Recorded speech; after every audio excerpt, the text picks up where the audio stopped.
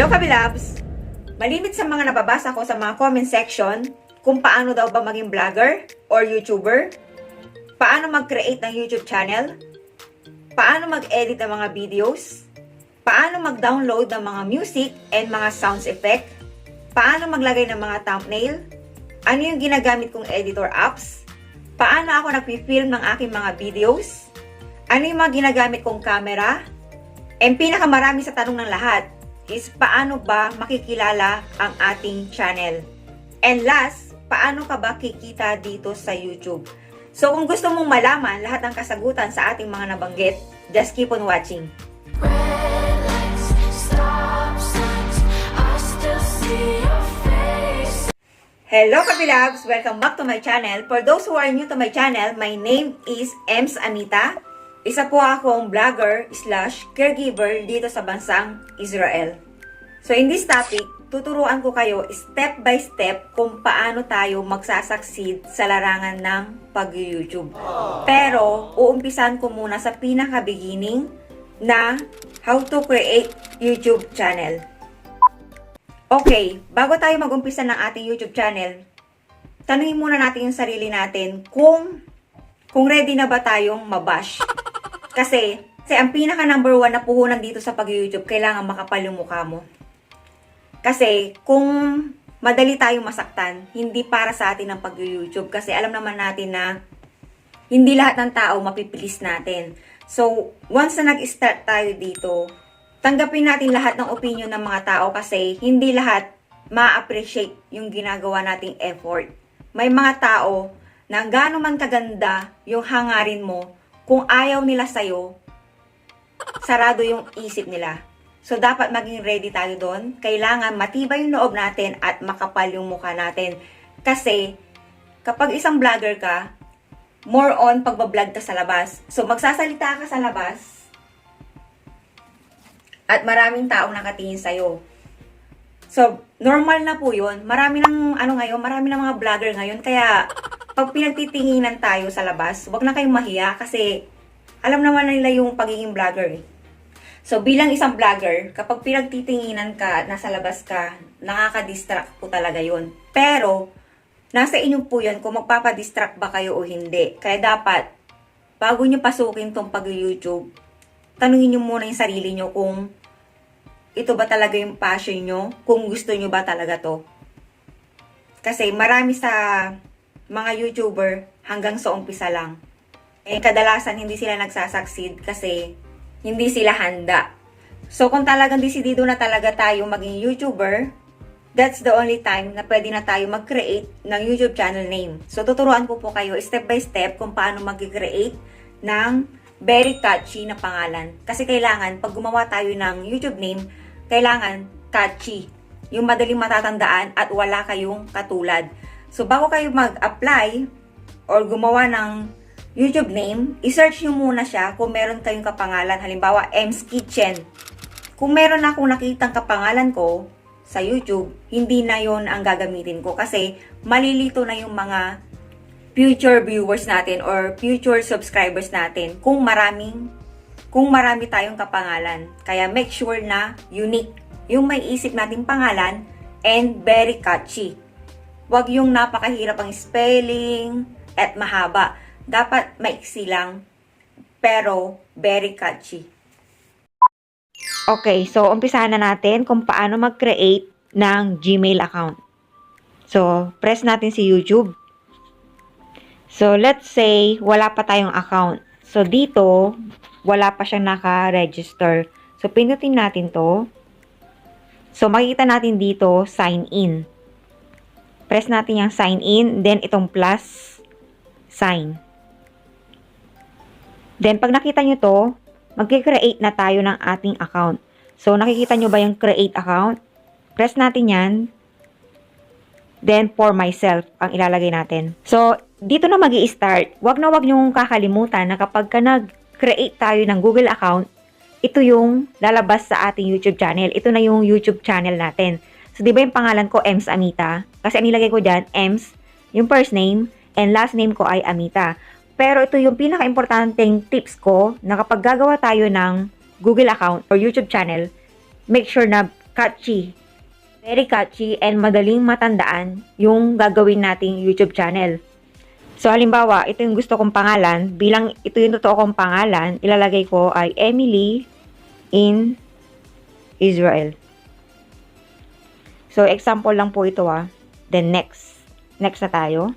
So, nakalagay dito, basic information, ilagay natin yung ating birthday.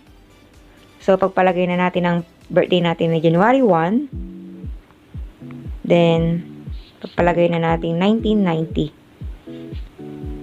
Then, tatanungin niya dito yung gender. So, nasa inyo kung ilalagay nyo o hindi. So, ako naman, gusto ko ilagay female. Then, yan. Ito na yung magiging Gmail account nyo. So, para madaling tandaan, mas gusto ko to emilyinisrael70@gmail.com. Then, yung password. So, kayo nang bahala. Then, next. Then, maglalagay tayo dito ng phone number. So, wag natin kakalimutan maglagay ng totoong number natin. Then, next. Ayan na. Okay na siya. Nakalagay na ang inyong number. Then, next. So, privacy and terms. So, kung may oras kayo, pwede nyo basahin yan. Then, pag nabasa nyo na, I agree. Then, tatanungin kayo dito kung gusto nyo raw ba ng backup to Google Drive. So, syempre, accept tayo dyan. So, kung napapansin nyo, iyang nakalagay dyan kasi supposedly, dapat yan profile picture. Kung lalagyan natin siya ng profile picture, press lang natin yung E. Then, create channel. Then, press nyo yung camera sa gitna. Choose from your photos. Huwag na huwag niyong kakalimutan na kapag naglagay kayo ng picture, make sure na makikilala kayo kaagad. So, kunyari, ito yung gusto natin. Kunyari lang. So, save natin yan.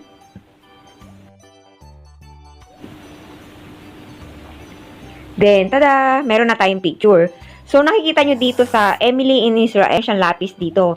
Ibig sabihin, pwede natin i-edit yan, pero hanggang 3 beses lang. And kung ako sa inyo, bago tayo mag-create ng YouTube channel, make sure na talaga tayo dun. Para yung mga magiging audience natin in the future, natin ay hindi na sila malilito kung sino ba talaga or ano ba talaga yung gagamitin yung pangalan nyo. Tandaan, don't forget na hanggang 3 beses lang po pwedeng palitan ng ating YouTube channel name. So, description, nasa inyo kung ano ilalagay nyo dyan, pero much better na wag nyo munang ilalagyan yan. So, okay na tayo dyan. Yung thumbnail, saka na po natin yung pag-uusapan. So, dahil may picture na tayo, pumunta nga tayo sa i-back muna natin. So, okay, bilang may channel na tayo dito, and makikita nyo naman, ang pangalan natin ay Emily in Israel.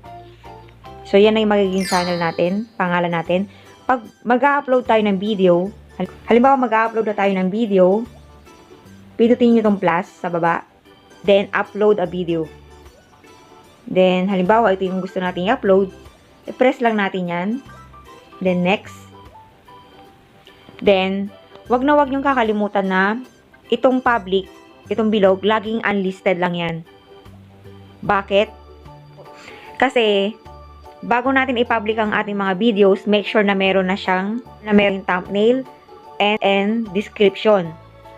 So, napaka-importante yung mga yan para mas makilala nila yung channel natin. Tsaka na natin yan i-discuss sa mga susunod nating mga vlogs.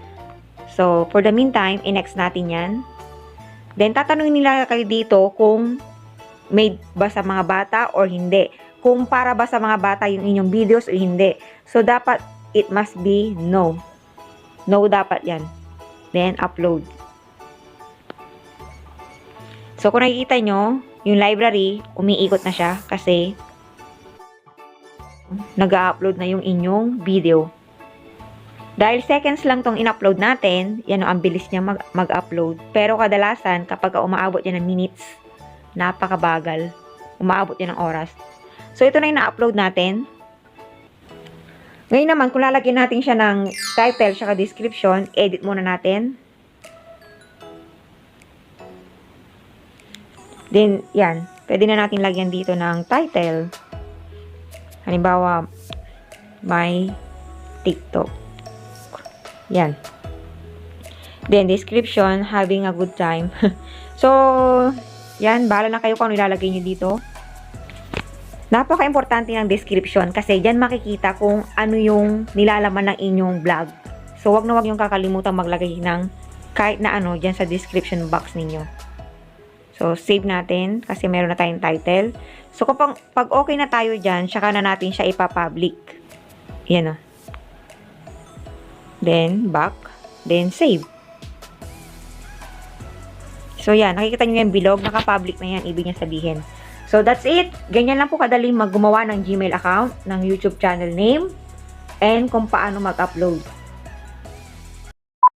So, after natin mag-create ng ating YouTube channel name, dito na mag-i-start yung ating mga content. So, itong YouTube, kaya tinawag siyang YouTube kasi it's all about you. Kaya sinabing YouTube.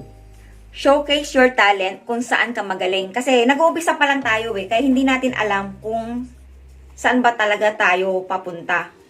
So ako noon, nung nag-uumpisa pa lang ako, hindi ko rin alam kung saan ba ako makikilala ng mga tao. And sa paglipas ng mga panahon, doon na nare-reveal na mas gusto ng mga tao na buhay ko bilang caregiver dito sa Israel. Yun yung mas pinapanood ng mga tao. Although, mas nakilala po ako sa pagpapagawa namin ng Dream House. Doon po talaga nag-start si Ems Anita. Pero mas nag-boom. Grabe talaga yung pag-boom ng channel ko dahil sa buhay ko dito sa Israel bilang caregiver. Yun yung nagustuhan ng mga viewers. Kaya doon ako nagpo-focus itong mga susunod nating mga topic. So kung baguhan ka pa lang, huwag kang matakot na mag-explore. Upload ka lang ng upload. Then, eventually, madidiscover mo rin kung saan ka magaling. Kasi noon, wala talaga. Hindi ko rin alam talaga kung saan talaga ako papunta. May time na nagbe-bake ako, may nagta-travel, nag-unboxing, nagme-makeup, tapos nagpapapaya, nagpapaliit ng abs. Hindi yan masyado nag-boom sa akin. Hindi yun ang gusto ng mga viewers sa akin. Mas gusto pala nila yung ibang topic sa akin. So, in your case, upload lang kayo ng upload. Hanapin nyo muna yung niche nyo. Kung ano yung magugustuhan ng mga viewers sa inyo. Upload ng upload. Kasi naghahabol pa lang tayo ng watch hours. So, wag nyo kakalimutan yun ha. Then, dito po kasi sa YouTube, meron pong requirements bago tayo ma-monetize. So, kailangan ma-reach muna natin yung 1,000 subscribers and 4,000 watch hours na requirements ni YouTube bago niya tayo tanggapin bilang partner niya.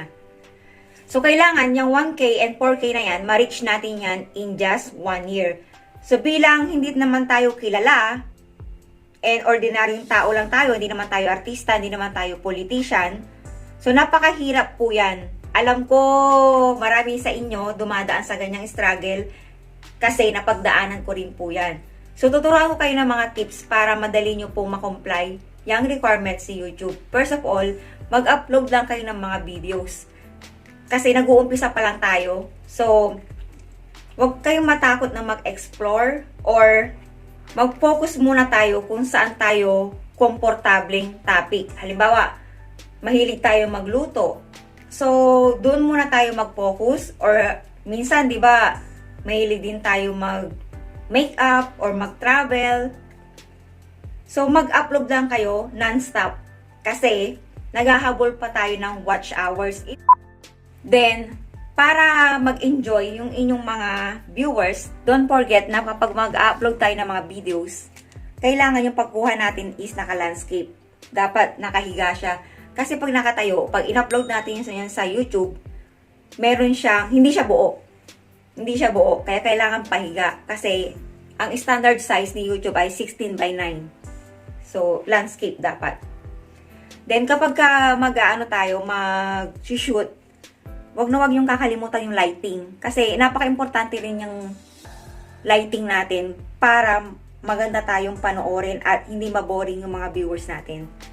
So, hindi naman kailangan na mag-invest agad kayo sa mga gadgets. Maghanap lang kayo ng tamang lighting para ganahan yung mga viewers nating manood. Kasi pag sobrang dilim, naku, tatama rin na silang manood sa atin. Then, syempre, yung boses natin, make sure na mas malakas yung boses natin. Yung iba kasi, pag gumagamit sila ng music, mas malakas yung music kaysa sa boses natin. So, isa yun sa reason na tatama rin na silang manood sa atin. Kasi hindi nila maintindihan yung sinasabi natin eh. Yung music, yung maririnig nila. So, annoying yung mga ganun. So, ang focus natin dito, ma-reach natin yung watch hours. Yung subscribers, madali na po yun once na maganda yung mga content natin. So, paano ba natin malalaman na maganda yung content natin? So, mag-focus tayo sa mga searchable. Di ba sabi ko sa inyo, upload lang kayo ng upload. Pero make sure na yung gagawin nating content ay kapaki-pakinabang kasi ang YouTube, ginawa po yan bilang search engine. Ibig sabihin, pumupunta lang yung mga tao sa YouTube para may matutunan sila. So, bilang mga baguhan pa lang tayo dito, wala pa silang pakialam sa buhay natin. So, iwasan muna natin mag-upload ng mga personal life natin kasi wala silang pakialam muna. Pag nag-uumpisa pa lang tayo, wala pa silang pakialam sa buhay natin. So, make sure na kapag baguhan pa lang tayo, nag-i-start pa lang tayo, mag-focus tayo sa mga searchable. Ano ba yung laging pinapanood sa YouTube?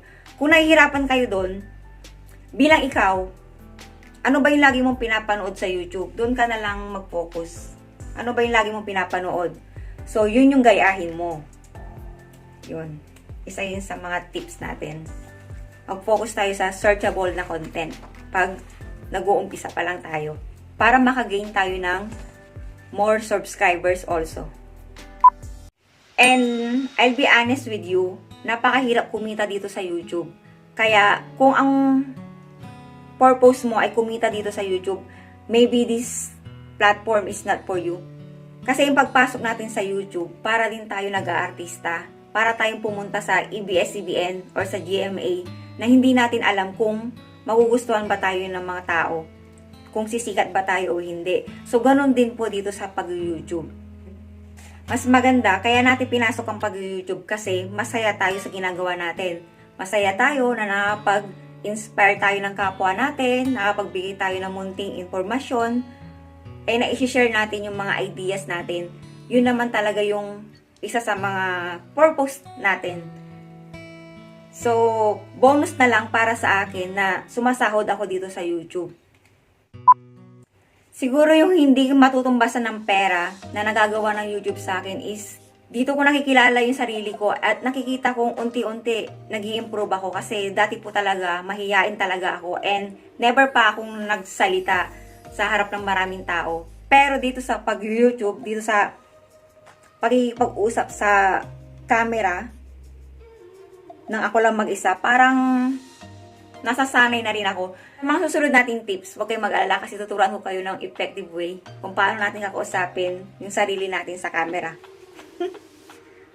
Then, ang masarap dito kasi sa pag-YouTube, dumadami yung kaibigan natin all over the world. Yun yung masarap dito na marami tayo nakikilala. Kaya nag-i-enjoy ako dito sa pag-YouTube. So, okay, dito na natin tatapusin ang topic natin for today. And susunod natin topic, tuturuan ko kayo kung paano mag-edit ng videos. So, this is our episode 1. Hahati-hatiin ko siya para ma-share ko sa inyo step by step kung paano tayo magsasucceed sa larangan ng pag-YouTube. Kaya, hahatiin ko muna siya sa mga topic by topic. So, if you think nakatulong tong topic na to, please don't forget to hit like and ring the notification bell para updated ka lagi sa mga susunod nating mga videos kung gusto nyo pong matutunan kung paano mag-succeed sa larangan ng pag-YouTube. So, thank you for watching. Bye!